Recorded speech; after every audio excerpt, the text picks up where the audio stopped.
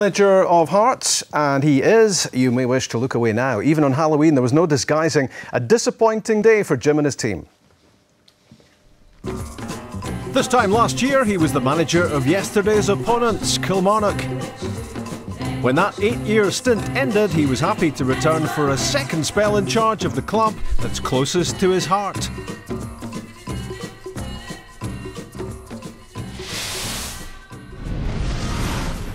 The best of the action with Liam.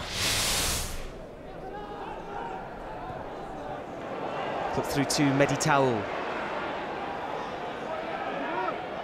Still it's the Moroccan. Well, when he's on song, he's great to watch, Meditao. And he was unlucky there, denied by Marianne Kello.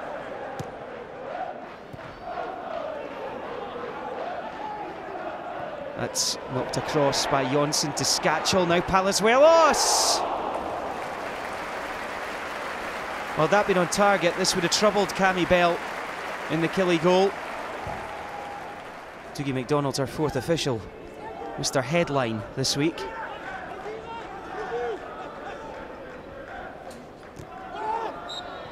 And that's a free kick in first half stoppage time for Kilmarnock. Zalukis and Salmon. Jamie Hamill looks favourite for this. And it comes right! And Kilmarnock have the lead! Now you can see what it means to their boss. Right on the stroke of the interval. Fraser Wright, not renowned for his goal-scoring ability, puts them in front. Skachel. And then Suso. Oh, big shout for handball there. Well, it's certainly come off the arm of Ben Gordon, the man on loan from Chelsea.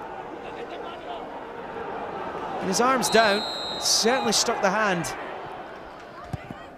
Palazuelos to Morovic. He's going for it here. Oh, Bell spilt it. Stephen Elliott trying to get there. Eventually it's smothered. It's a good hit by Morovic. And Stephen Elliott on for Callum Elliott at half-time. Just trying to get in there. Skachel's corner. It's only half clear though. Palazuelos keeping it alive. Skachel. Oh, just wide, Stephen Elliott. The first timer as it came to him. Hearts still can't break through this Kilmarnock rearguard. Craig Thompson. It took a touch in its way through. Elliott couldn't get there. Kyle did. And off the line by Hamill. Bell stayed down. And the referee stopped the game as a result. Well, Kyle gives Cammy Bell a lingering look. That was awkward for the goalkeeper. Kyle's no nonsense.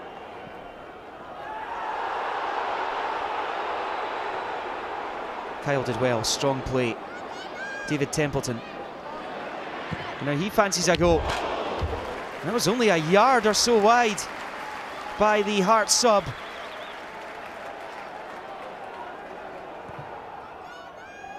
Long ball from Hamill. Now Salmon, who's in loads of space. Salmon! Oh, what a good finish! It's 2-0, and surely Kilmarnock will get the victory. What a good finish from Salmon.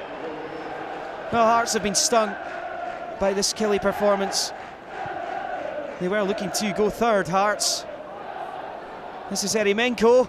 Oh, what about that? What a finish from Eremenko! Well, you can question Marianne Kello's positioning here, but that would be taking away from the finish. This is outstanding from Eremenko. Fantastic. You'll be delighted to know, Jim, that was Kilmarnock's biggest win at Tynecastle since 1931. And you signed 2 of these goal scorers, and in fact most of the Kilmarnock team, so I suppose it's your fault really, isn't it? I think we should just skip on to the next game. No, we didn't. You know, fair fair due to Kilmarnock. They played very well. They have been playing well. I warned the players before the game it was going to be one of our hardest games up to now. I says because they are deserving of some more points to their play.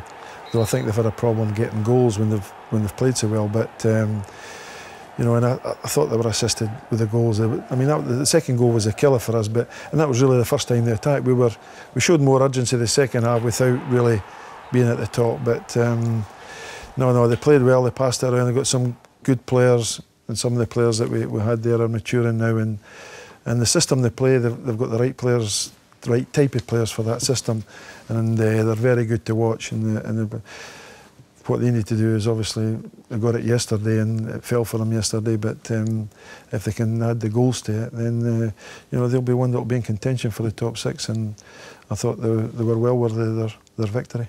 I know you've had a few well-chosen words with your players on the back of that, but I guess the best thing for you that could happen is to have a derby next, because let's look back on your 2 experiences of your second spell of the derby back at Hearts, and both winning ones. Yeah, it was a great occasion going back there for the first derby game, and then, you know, we played well that day. We got 2 early goals and got off to a good start, and it gave us the confidence. And the second half we missed 3 or 4 great opportunities, and I think if we'd taken one of them, this one is near the end of the season when you know, after we got the top 6, very dubious penalty that was given against us with Dougie McDonald. They phoned to apologise about it. He wasn't in the headlines then as well, was he? Yeah, he phoned me on the Sunday. He was too quick to give the penalty, but we were a bit annoyed. But we came back great, got a deserved equaliser, and then that's a nice time to score in a derby winning goal when there's only seconds to go. So 2 good victories, but it means nothing. You know, what's went on in the past or the results, this is just one of those games like the Old Firm match. When you go into it, the team that gets the breaks or wants it more tends to come out on top. The derby coming up at Easter Road. It's played 2, or lost 2 for Colin Calderwood.